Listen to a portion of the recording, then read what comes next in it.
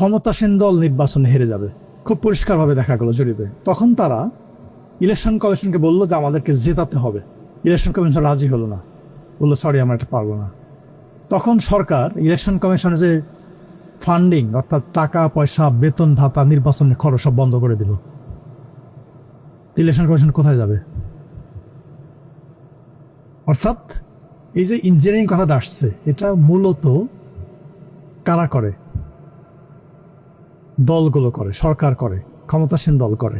এটা তাদেরই টার্গেট, ক্ষমতায় থাকার টার্গেট। এবং আর যারা করে তারা, যারা ক্ষমতার বাইরে আসে তারা ক্ষমতায় আসার জন্য করে। এবং এইটা দুই রকম হয়, একটাকে আমি বলবো স্মার্ট ইঞ্জিনিয়ারিং, আর একটা আনস্মার্ট, যেটা সবাই বুঝে ফেলে। স্মার্টটা বোঝা যায় না, সহজ না, খুব কঠিন কাজ। যেমন আর্ট নিয়ে অনেক কথা উঠছে, আমি আর ব্যাখ্যা দেবো না, কিন্তু 8 সালে ইলেকশন নিয়ে IRI, ইন্টারন্যাশনাল রিপাবলিকান ইনস্টিটিউট, পুরো অবজার্ভ করে বলছিল best election in the history of Bangladesh. আমি কোট করে বললাম best election in the history of Bangladesh. তারা ঠিকই কথা বলছিল, বাট এখন there are lots of questions about this election. প্রচুর প্রশ্ন উঠতেছে, তাই না? এই যে 14 সালের নির্বাচন, আমরা সবাই কি বলি, মানে যারা আওয়ামী লীগের পক্ষে যারা সাফাই গায়, লজিক দেখায়, তারা কি বলে, বিএনপি ইলেকশনে আসে না, আমরা কি করব, আমাদের কিছু করার ছিল না। বাট এটা নিয়েও কিন্তু অনেক স্টাডি আছে। হার্ভার্ড ইউনিভার্সিটি এবং ইউনিভার্সিটি অফ সিডনি, ওদের একটা ইন্ডেক্স আছে, আপনারা যারা স্টুডেন্ট আছেন এখানে একটু সার্চ করে দেখবেন পড়াশোনা করার জন্য। PEI, perception of electoral integrity. ওরা এই নির্বাচনটাকে বলে ব্যর্থ নির্বাচন, ইংরেজিতে বলছে ফেইলড ইলেকশন। ঠিক এই টার্মটা ব্যবহার করছে। হ্যাঁ, যদিও আমরা বলি যে এটা আইনগতভাবে বৈধ ছিল, এরকম ছিল, এরকম ছিল, নানারকম কথা বলি, বাট এরকম আমাদের প্রত্যেকটা নির্বাচন নিয়ে এই ইন্টারন্যাশনাল অনেক রকম রিসার্চ হয়েছে, নানা রকম কমেন্ট হয়েছে। এখন প্রশ্ন হচ্ছে ইলেকশন ইঞ্জিনিয়ারিংটা কিভাবে হয়? এটা সূত্রপাত হয় কিছুটা আসছে আলোচনায়, নির্বাচন কমিশন নিয়োগ দিয়ে। একটা ইলেকশন কমিশনের স্বাধীনতা, কাগজে কলমে যাই থাকুক না কেন, বাস্তব স্বাধীনতা ডিপেন্ড করে আমরা কাদেরকে কমিশনার নিয়োগ দিচ্ছি, তারা কারা, তারা কোন রকম মানুষ। এবং বেশিরভাগ সরকারই এই আমাদের দেশে এই পর্যন্ত চেষ্টা করেছে তাদের প্রতি যারা লয়াল পিপল, যারা বিশ্বস্ত, যারা তাদের কথার বাইরে যাবে না, এরকম লোককে কমিশন নিয়োগ দেওয়ার চেষ্টা করেছে। এটা একদম প্রথম থেকে শুরু হয়েছে এই কালচারটা, এবং এটা বন্ধ হয় নাই। এটা এই কাজে এটা বন্ধ না হলে এই জিনিসটা হবে না। আর দ্বিতীয় যেটা হচ্ছে, এটা আলোচনায় আসছে সীমানা নির্ধারণ, এটাকে আমরা বলি জেরিমেন্ডারিং।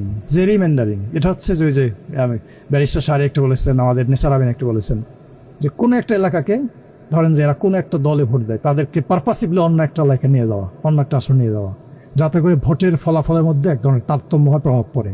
এটা আর এক রকম ইঞ্জিনিয়ারিং। আর এক রকম ইঞ্জিনিয়ারিং হচ্ছে যেটা এই মানে আমাদের হয়ে আসছে, এই জন্য আমি বলছি সরাসরি, পলিটিক্যাল পার্টির নিবন্ধন। অনেক ভুয়া পলিটিক্যাল পার্টির নিবন্ধন হয়েছে, কখনো কখনো রাষ্ট্রের উদ্যোগে করা হয়েছে। এইগুলোকে নিয়োগ দিয়ে নির্বাচনকে কোট আনকোট কম্পিটিটিভ করার চেষ্টা করা হয়েছে। এটা বিভিন্ন সময় হয়েছে, বিভিন্ন সালে হয়েছে।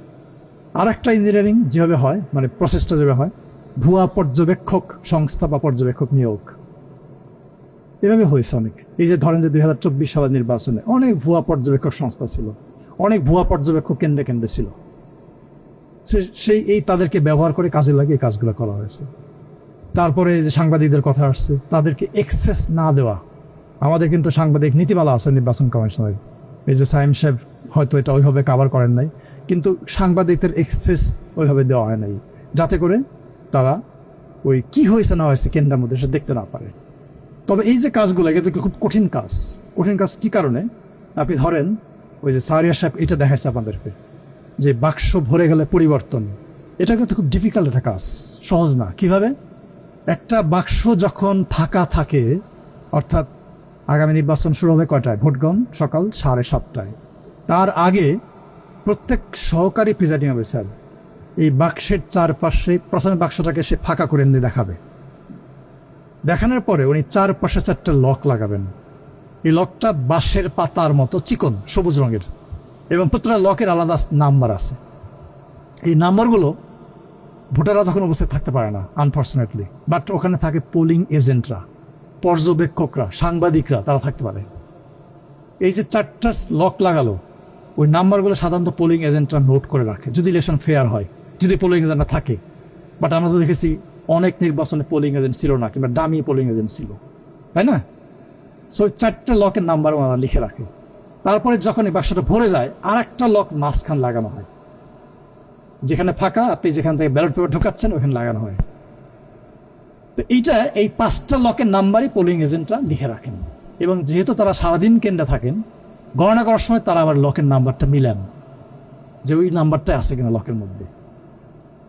কাজেই এই কাজটা কিন্তু অত সহজ না। এবং আর একটা বাক্স যখন দেওয়া হবে তখনও কিন্তু ওই একইভাবে 4টা লক লাগানো হবে সবার সামনে। কিন্তু 2000 মানে যখন ইলেকশনের এই যে ম্যানিপুলেশন হয়, ইঞ্জিনিয়ারিং হয়, তখন আর এই ঘটনাগুলো এই যে এই প্রসেসটাকে ফলো করা হয় না। যেমন ধরেন যে প্রশ্ন উঠলো যে রাতের বেলায় ভোট হয়েছে 2018 সালে, এবং আমি এবং ব্যারিস্টার তাজরিয়ান দুইজনই জাতীয় নির্বাচন তদন্ত কমিশনের সদস্য। আমাদের প্রতিবেদন এখনো সাবমিট হয় নাই। মানে একটা বড় জিনিস হচ্ছে যে বাংলাদেশে এই যে ইলেকশন ইঞ্জিনিয়ারিং, এটা নিয়ে কিন্তু খুব বেশি স্টাডি হয় নাই, যেটা হয়েছে খুব সারা বাট খুব ওইভাবে যে কোনো রিসার্চ হয় সেই জিনিসটা হয় নাই। বাট তারপরেও আমরা চেষ্টা করেছি যে তদন্ত কমিশনের প্রতিবেদনে এগুলোকে কভার করার জন্য। কিন্তু যেহেতু আমরা প্রতিবেদনটা এখনো সাবমিট করি নাই সরকারের কাছে, এই জন্য এটা নিয়ে আমি ওইভাবে ডিটেল আপনাদেরকে বলতে পারবো না। বাট ইন জেনারেল আমি কিছু কথা বলেছি এবং আরেকটু বলার চেষ্টা করবো। মানে যেভাবে হয় যখন আপনার এই ইঞ্জিনিয়ারিংটা হয়, এই যে ম্যানিপুলেশন হয়, ভোট জালিয়াতি হয়, এটা ভোট জালিয়াতি ইঞ্জিনিয়ারিং একটা পার্ট, তখন কিন্তু এই লক লাগানোর কোনো ধারণা থাকে না। হ্যাঁ, জাল ভোট গণহারে দিয়ে দেয়। যেমন ধরেন যে 2017 সালে আমি তখন একটা প্রতিষ্ঠানের পরিচালক, আমার মনে আছে গাজীপুর সিটি নির্বাচনের পরে প্রেস ক্লাবে একটা মিডিয়া ব্রিফিং করলাম, এবং আমরা বলছিলাম যে গাজীপুরের 67% কেন্দ্রে কোনো না কোনো অনিয়ম হয়েছে। এই সাইম সাহেব আমাকে প্রশ্ন করেছিল তখন, মানে আমি তখন ডায়াসে বসা, যে তাহলে আপনি কি ইলেকশনকে ফেয়ার বলবেন নাকি বলবেন না। ঠিক এভাবে কয়েকবার আমাকে প্রশ্ন করেছিলেন। এই প্রশ্নটা আমার একদম পরিষ্কার মনে আছে। তো ওই ইলেকশনের পরে একজন কমিশনার ছিলেন মাহবুব তালুকদার, নিশ্চয় অনেকে মনে আছে। উনি আমাকে ফোন দিলেন যে ডক্টর আলিম একটু চা খাওয়া আসেন। আমি কমিশনে গেলাম। উনি আমাকে বললেন যে আমি জানি ইলেকশন ইঞ্জিনিয়ারিং হয়েছে, বাট আমি ধরতে পারছি না, আমাকে হেল্প করেন। আপনার পর্যবেক্ষকরা যা দেখেছে ওই এভিডেন্সগুলো আমাকে দেন। তা আমি ওনাকে বললাম যে পর্যবেক্ষকরা তো চোখ দিয়ে দেখে, তাদের তো চোখটাই বড় এভিডেন্স। তারা তো ছবি তুলতে পারে না ভাবে, তাদের ছবি তোলার তো সুযোগ নেই। তারা তো কাগজপত্র আপনাকে সাবমিট করতে পারবে না, এই সুযোগটা নাই। এবং সারা দুনিয়ার পর্যবেক্ষণটা এরকমই হয়। তখন উনি আমাকে বললেন যে তাহলে আমি ধরবোটা কীভাবে। আমি তাকে বললাম যে একটা সহজ রাস্তা আছে, বাট আপনি পারবেন কেন জানি না। সেই রাস্তাটা হচ্ছে যখন ব্যালট পেপারটা ইস্যু করা হয় তার কিন্তু 2টা পার্ট থাকে, এটা আপনার সবাই জানেন। ওই যে ব্যাংকের চেক বইয়ের মতো 2টা পার্ট, মুড়িপত্র থাকে আর কি, সহজ কথায়। যে পার্টটা দেওয়া হচ্ছে বা যে পার্টটা রেখে দেওয়া হচ্ছে বইয়ের সঙ্গে, 2টা পার্টের মধ্যে কিন্তু সিল থাকে, একটা সামনের দিকে থাকে, একটা পিছনের দিকে থাকে। মানে যেটা পার্টটা দিয়ে দেওয়া হচ্ছে একটা পিছন দিকে সিল থাকে, স্বাক্ষর থাকে, আর যেটা বইয়ের মধ্যে আছে সেখানেও সিল স্বাক্ষর থাকে। তাহলে আপনি রিটার্নিং অফিসারকে বলেন এই যে ব্যালট পেপারটা ইস্যু করা হয়েছে ওগুলো আপনাকে দিতে, চেক করতে। আপনি চেক করলে বুঝতে পারবেন। তারপরে উনি আমাকে বললেন যে ওনাকে দেওয়া হয় নাই। উনি চেয়েছিলেন কমিশনের কাছে, কিন্তু কমিশন তাকে হেল্প করে নাই, রিটার্নিং অফিসার তাকে হেল্প করে নাই। এখন যখন এই জাল ভোটটা হয় তখন কিন্তু মানুষ গিয়ে, যারা দুষ্কৃতিকারী, যারা ভোট জালিয়াতি করে, তারা ওই ব্যালট পেপার সিলে নিয়ে গণহারে সিল মেরে ঢুকা দেয়। ওই সিলের ধার কেউ ধরে না। এই জন্যে ওইবার ভেরিফাই করলে এইটা ধরা খুব সহজ হবে। কিন্তু আমাদের একটা বড় সমস্যা কি জানেন, আমাদের দেশে নির্বাচন শেষ হওয়ার খুব অল্প সময় পরে ইলেকশন কমিশন খুব দ্রুততার সঙ্গে গেজেট প্রকাশ করে দেয়। আর গেজেট যখন প্রকাশ করে তখন আর এটা ইলেকশন কমিশনের হাতে থাকে না, এটা চলে যায় আদালতে। অর্থাৎ কেউ যদি চ্যালেঞ্জ করে তখন তাকে আদালতে যেতে হবে, কমিশনের কিছু করার থাকে না। Which is a shortcoming of our legal framework, আমাদের আইনে একটা বড় দুর্বলতা। সো এই সব মিলিয়ে আমরা আসলে যদি শর্ট টার্ম চিন্তা করি, তাহলে প্রথম কাজটা হচ্ছে আগামী নির্বাচন তো একদম দরজায়, তাই না? যেগুলো হয়ে গেছে, এটা নিয়ে আমাদের ভাবার মানে কথা বলার বা ভাবার আর সুযোগ নেই, অবকাশ নাই। বাট যেটুকু বাকি আছে ওইটাতে একটা ফোকাস করা।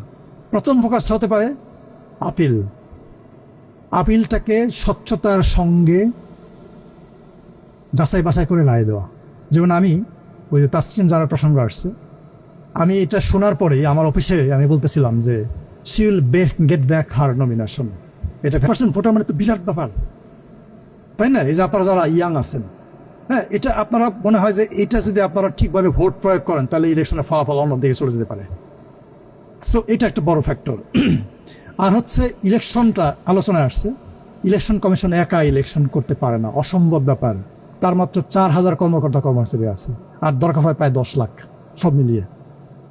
কাজেই যার যার যে ভূমিকাটা আছে, এই পলিটিক্যাল পার্টি বলেন, গণমাধ্যম বলেন, ভোটার বলেন, নাগরিক সমাজ বলেন, ইভেন ইন্টারন্যাশনাল কমিউনিটি, প্রত্যেকেরই যার যার রোলটা তাকে প্লে করতে হবে যথাযথভাবে। আচ্ছা, আর একটা হচ্ছে যেটা ইলেকশন কমিশনের সমালোচনা হলো, আমি বলবো যে ইলেকশন কমিশনকে খুব শক্ত ভূমিকায় নামতে হবে, খুবই শক্ত ভূমিকায়, মানে অর্থাৎ ছোট্ট একটা অনিয়ম দেখলেও অনিয়ম দেখার সঙ্গে সঙ্গে অ্যাকশন নিতে হবে। ভারতে আমার মনে আছে 2009 সালে কংগ্রেস ক্ষমতায় ছিল, একটা উপনির্বাচন হচ্ছিল কোন একটা এলাকায়।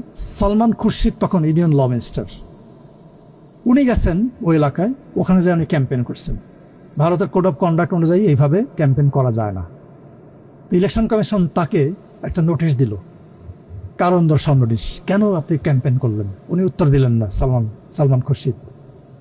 আর একটা নোটিশ দিল, উত্তর দিলেন না। কমিশন বসে থাকলো না, সে কি করলো? রাষ্ট্রপতির কাছে গেল ইলেকশন কমিশন, যে একজন মন্ত্রী আমাদের কোড অফ কন্ডাক্ট ভায়োলেট করেছে, আমরা অ্যাকশন নেব। হ্যাঁ, আমরা ইচ্ছা করলে নিতে পারি, বাট আপনি কিছু বলবেন কিনা বলেন। তারপরের দিনে সালমান খুরশিদ ইলেকশন কমিশনে এসে এইভাবে হাত জোর করে ক্ষমা চাচ্ছে যে আমি দুঃখিত, আর করবো না, ভুল হয়ে গেছে আমার। সো ছোট্ট একটা প্রবলেম দেখলো ইলেকশন কমিশন, তার বিরুদ্ধে অ্যাকশন নিতে হবে। তাছাড়া এই ছোট ছোট ভুল থেকে বড় বড় ভুল যখন হবে তখন সবকিছু লেভেল হয়ে যেতে পারে। আর একটা হচ্ছে পোলিং এজেন্ট। এই যে পলিটিক্যাল পার্টির যে এজেন্টগুলো থাকবে, প্রত্যেক বুথে প্রত্যেক ভোট কক্ষে একজন করে এজেন্ট থাকবে, তাদেরকে শক্ত ভূমিকায় অবতীর্ণ হওয়া, অর্থাৎ কোন রকম অনিয়ম হলে সঙ্গে সঙ্গে প্রতিবাদ করা, কমপ্লেন করা, এই যে সোশ্যাল মিডিয়ার কথা আসছে এগুলোতে পাবলিশ করে দেওয়া। আর হচ্ছে পর্যবেক্ষক এবং সাংবাদিক, এখানে তাদের একটা বিশাল দায়িত্ব আছে। পর্যবেক্ষকরা কেন্দ্রে কেন্দ্রে যাবে, গার্ড হিসেবে কাজ করবে, সাংবাদিকরাও তাই গার্ড হিসেবে কাজ করবে। কাজেই তাদের এই গার্ড দেওয়াটা হইতে হবে শক্তিশালী, যাতে করে তারা সব কিছুতে পাহারা দিতে পারে। আর আপনারা যারা আছেন ভোটারদের একটা লিমিটেশন হচ্ছে, এই যদি আসলে পাহারা দিবেন, কিন্তু পাহারা কিন্তু আপনারা ভোট কেন্দ্রের ভেতরে গিয়ে দিতে পারবেন না। আইনটা হচ্ছে যে ভোট কেন্দ্রের 400 গজের বাইরে থাকতে হবে। আপনি ভোট দেওয়ার জন্য যেতে পারবেন, আবার ফিরে আসতে পারবেন, বাট পাহারাটা আপনার দিতে হবে ভোট কেন্দ্রের 400 গজের যে বাউন্ডারি তার বাইরে। আমার কাছে মনে হয় যে এই কাজগুলো যদি আমরা করি তাহলে আগামী নির্বাচনটা ভালো হতে পারে। বাট একটা নির্বাচন ভালো হলে কি আমরা আমাদের নির্বাচন ব্যবস্থাকে ফিরিয়ে আনতে পারবো? অসম্ভব। ওই যে আমাদের শিহাব সাহেব বললেন যে 2001 সালের নির্বাচন মোটামুটি গ্রহণযোগ্য, তার আগে 91 সালের নির্বাচন ভালো, বাট আমরা কি এটা ধরে রাখতে পারছি? পারি নাই। তো আমার কাছে মনে হয় যে এই আগামী নির্বাচনটা হতে পারে বাংলাদেশের নির্বাচনী ব্যবস্থা প্রাতিষ্ঠানিকীকরণের ভিত্তি, ফাউন্ডেশন হতে পারে এটা। বাট এইটা দিয়ে মাত্র আমরা যে একটাই নির্বাচন করে বসে থাকবো, ঘুমিয়ে যাবো যে নির্বাচন ভালো হয়েছে, এইটা করার কোনো সুযোগ নেই। আমাদেরকে সিরিজ অফ ইলেকশন ভালো করতে হবে, না হলে আমরা যে তিমিরে ছিলাম সেই তিমিরে থাকবো। এবং এটার জন্য যেটা দরকার সেটা হচ্ছে এই যে এতগুলো সংস্কার কমিশন, আমরা নির্বাচন ব্যবস্থা সংস্কার কমিশন থেকে 250টার মতো সুপারিশ দিয়েছি, 250টার মতো, মানে আইনও তৈরি করে দিয়েছি। ধরেন যে ডেলিমিটেশন বাউন্ডারি, একটা নতুন আইন তৈরি করে দিয়েছি আমরা। নির্বাচন কমিশন নিয়োগ, আমরা একটা আইন তৈরি করে দিয়েছি। কাজে এখন হচ্ছে যে বাংলাদেশটাকে আমরা পেয়েছি, পরিবর্তনের বাংলাদেশ, এই সংস্কারের মাধ্যমে সেই পরিবর্তনটা আনতে হবে, না হলে আমরা যেখানে ছিলাম সেখানে থাকবো। ধন্যবাদ সবাইকে। আসসালামু আলাইকুম।